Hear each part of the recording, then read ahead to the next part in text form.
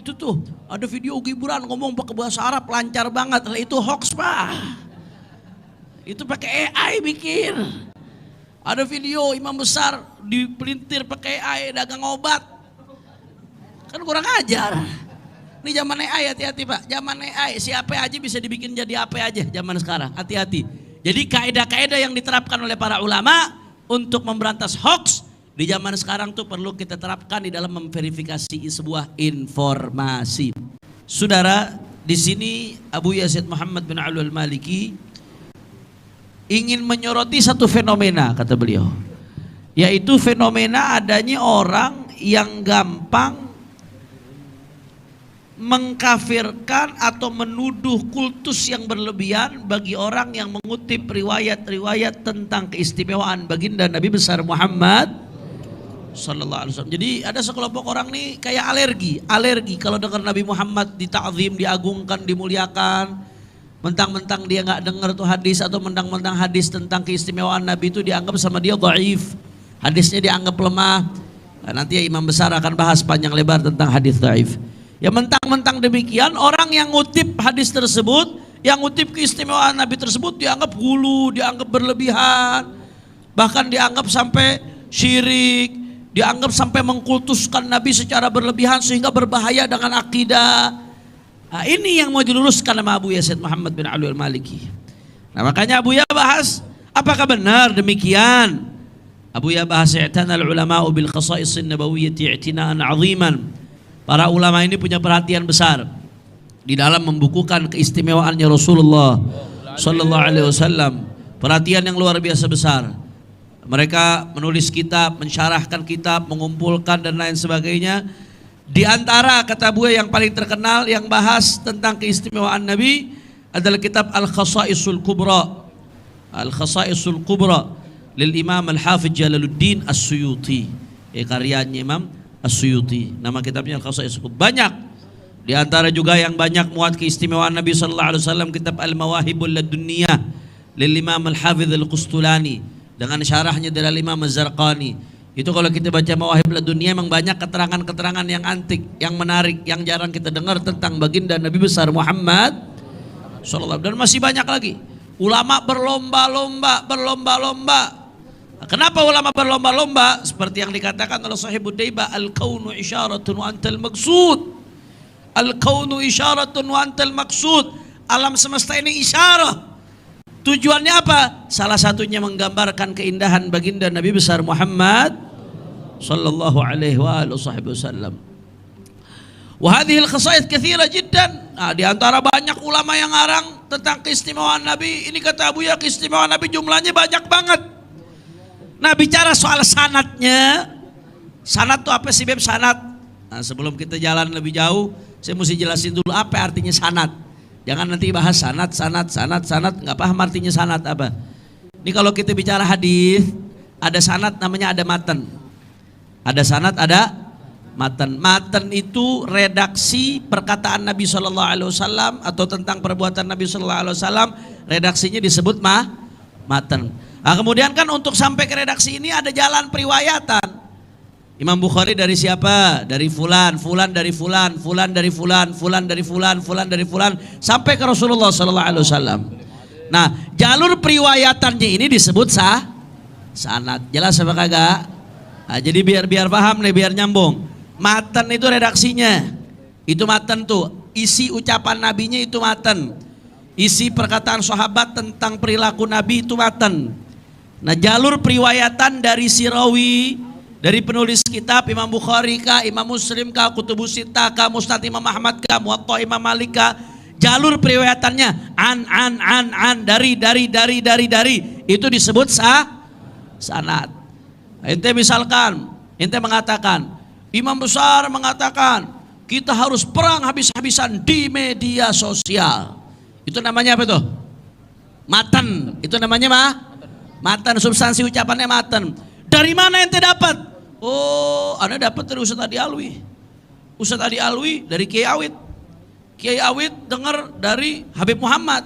Habib Muhammad dengar dari imam besar. Jadi Habib Muhammad nyampein ke Ustadz Awid nyampein ke Ustadz Adi Alwi, Ustadz Adi Alwi nyampein ke jamaah.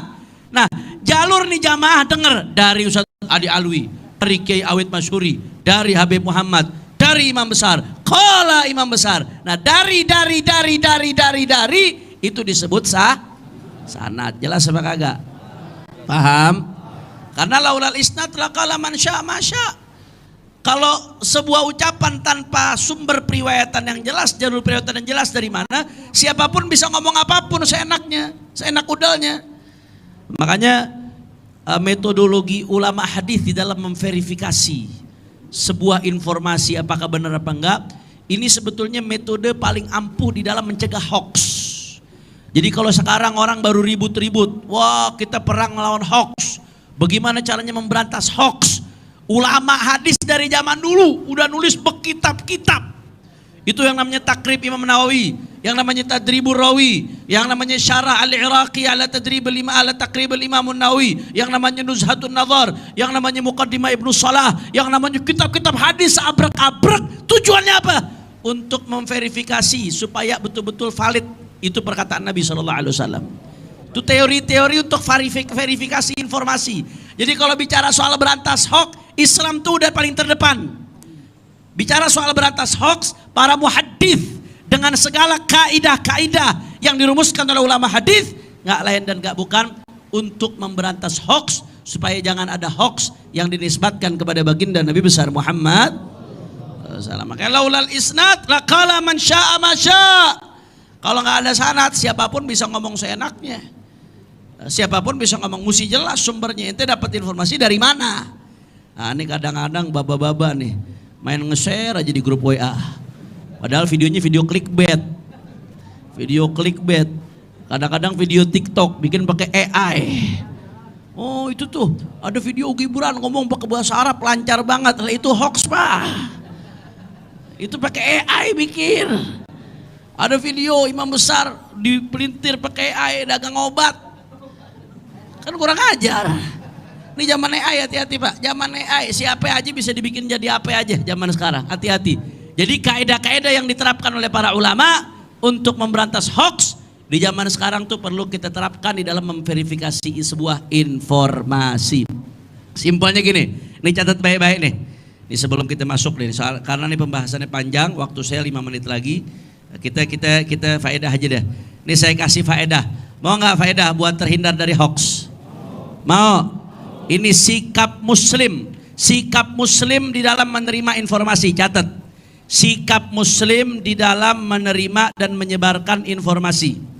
Kalau ada informasi datang ke kita, informasi itu dalam bahasa Arab khabar. Ma yahtamilus sidqa wal kidba. Yang namanya informasi itu sifatnya ma yahtamilus sidqa wal kidba. Bisa benar, bisa sah. Itu informasi, beda sama insya. Kalau insya perintah, itu perintah nggak bisa bener sama apa salah. Yang namanya perintah ya buat dijalanin. Entah dijalanin atau nggak dijalanin, itu perintah. Berdiri kamu, jawabnya bener apa kagak nih? Bahlol namanya itu. Kalau perintah itu sikapnya dijalani atau tidak dijalan, itu insya namanya. La yahtamilu sidqa wal kidba. Kalau informasi yahtamilu sidqa wal kidba, bisa benar bisa salah, itu informasi. Maka bagaimana sikap kita sebagai Muslim? Kalau ada informasi datang ke kita, yang mesti kita lakukan pertama, dipertimbangkan dulu, dilihat ini benar apa kagak. Itu langkah yang mesti pertama dilakukan. Nah, urutnya, sumber informasi itu benar nggak? Benar nggak tuh informasi? Ada apa kagak? Pakai otak. Kalau dengar informasi pakai otak. Cek dulu, cek and recheck. Benar apa kagak? In ja'akum fasiqun binaba'in fatabayyanu, tabayun. Itu langkah Muslim. Dapat informasi, tabayun. Benar apa kagak? Jelas atau tidak? In kunta naqilan fasihha. Kalau kamu menukil, cek kebenaran penukilannya. Benar nggak? Itu informasi yang dinukil dari orang yang dinukil. Itu langkah yang pertama. Kalau benar, pegang dulu, tahan. Ini belum langsung share nih, belum. Tahan dulu nih. Kalau nggak benar, langsung buang. Itu langkah yang pertama. Jadi ada informasi, langkah yang pertama apa yang dilakukan? Cek. Apa yang dilakukan? Cek, klarifikasi, verifikasi, benar apa kagak. Kalau benar, pegang. Tahan dulu, belum share. Kalau nggak benar, langsung masukin tong sampah. Jelas apa kagak? Nah kalau udah benar, apakah langsung di-share? Tunggu dulu. Tunggu dulu. Min husni islamil mar'i tarkuhu ma la ya'ni. Kalau benar lihat dulu manfaat apa kagak. Karena nggak semua yang benar itu bermanfaat. Informasi tentang kehidupan artis beginilah, begitulah, begini, begitu. Ada yang benar ada, tapi manfaat apa kagak? Nggak manfaat. Bodoh amat, lu mau jungkir balik lagi. Kagak ada urusan. Informasi yang isi tentang maksiat dan lain sebagainya ada yang benar, tapi manfaat apa kagak? Belum tentu. Nggak manfaat, saudara. Jadi andai kata informasi benar atau tidak pun, lihat dulu manfaat apa kagak. Karena ada kaidah dari Nabi SAW, min husni islamil mar'i tarkuhu ma la, yakni termasuk bentuk kebaikan keislaman seseorang, agama seseorang, dia ninggalin apa yang nggak penting. Bahkan dalam hadis Nabi SAW mengatakan, kafa bil mar'i kadziban an yuhadditsa bi kulli ma sami'. Cukuplah sebagai bentuk kedustaan seseorang kalau dia sampaikan segala apa yang dia dengar. Dikit-dikit dengar disampein, dikit-dikit dengar disebarin, dikit-dikit dengar langsung diviralin. Itu cukuplah sebagai sebuah kedustaan, kata Nabi SAW. Segala yang dia dengar dia sebarin. Mau ngapain tong? Lihat dulu kalau mau nyebarin, timbang-timbang manfaat apa kagak. Kalau sekiranya disebarin gak manfaat, gak usah, apalagi kalau sampai dosa. Oh, zaman medsos ini dosa jariah, bahaya Pak. Bahaya. Saya kadang-kadang nih dapat video di grup apa nih? Video lucu-lucuan kadang-kadang. Cuman lucu-lucuannya orang yang kena musibah, orang jungkir balik, orang yang nyusruk. Kadang-kadang saya pengen nge-share. Cuman saya mikir, ya Allah, ini kira-kira orang yang di videoin jungkir balik ridho apa kagak nih kalau di-share deh. Ente lagi jungkir balik, di videoin, diviralin, ente ridho apa kagak? Jawab, ridho apa kagak? Berarti tuh kalau kagak ridho, ente share 200 orang di grup ngakak, ente dapat dosa. Kalau tuh orang kagak ridho. Habis itu yang di grup itu nge-share lagi ke tempat lain. Yang ada itu nge-share lagi ke tempat lain. Ya Allah, udah pahala jariah kagak ada, dosa jariah di mana-mana. Na'udzubillah min. Mikir dulu, mau nge-share tuh mikir ridho apa kagak nih orang ini. Ini kalau lucu-lucuan. Atau kadang kita nggak berasa, ada video mungkin lucu apa, ada aurat di dalamnya. Ada perempuan di video itu yang auratnya kelihatan, rambutnya kebuka. Pasang jadi status. Kadang-kadang ustadz lagi yang masalah. Pasang jadi status, video foto, ada aurat perempuannya walaupun isinya berita. Ada aurat perempuannya, ada rambut perempuannya, di-share ke grup, dari share di-share lagi, dari share ke share lagi. Selamat, Anda mendapatkan dosa jariah. Hati-hati. Jadi lihat dulu manfaat apa enggak. Belum tentu manfaat. Kalau nggak manfaat bisa jadi malah dosa. Ngapain di-share nyari penyakit? Ngapain disampaikan nyari penyakit? Kalau manfaat baru sebarin. Kalau nyebarin sesuatu yang manfaat, waduh pahalanya besar banget. Man dalla ala khairin falahu mithlu ajri fa'ilihi. Siapa yang ngajak kepada kebaikan, dia mendapatkan pahala seperti orang yang melakukan kebaikan manakala mendengar hal tersebut. Kira-kira sampai sini jelas apa kagak? Jadi ini sikap muslim dalam menerima informasi. Satu, kalau ada informasi yang bisa benar bisa salah, cek dulu kebenarannya. Kalau benar, tahan dulu. Kalau nggak benar, langsung buang. Kalau benar, lihat manfaat apa kagak. Kalau nggak manfaat, apalagi bikin dosa, nggak usah di-share. Kalau perlu yang nge-share tegur kalau bikin dosa, saudara. Tapi kalau kira-kira bikin manfaat, isinya pengajian, isinya seruan perjuangan, isinya amar ma'ruf nahi munkar yang memang betul-betul sudah sesuai dengan kaidah-kaidah amar ma'ruf nahi munkar dan lain sebagainya, share. Bismillah. Jadi dengan adanya medsos ini Bapak Ibu sekalian, ini bisa jadi bala, bisa jadi rahmat. Jadi bala bagaimana? Ketika medsos menjadi dosa jariah buat kita. Dengan mudahnya kita dapat dosa jariah gara-gara medsos. Bisa jadi bala dalam sekejap. Bisa jadi rahmat bagaimana? Kalau dia jadi pahala jariah dalam sekejap buat kita. Insya. Ini saja yang saya sampaikan. Mudah-mudahan yang sedikit ini bisa bermanfaat.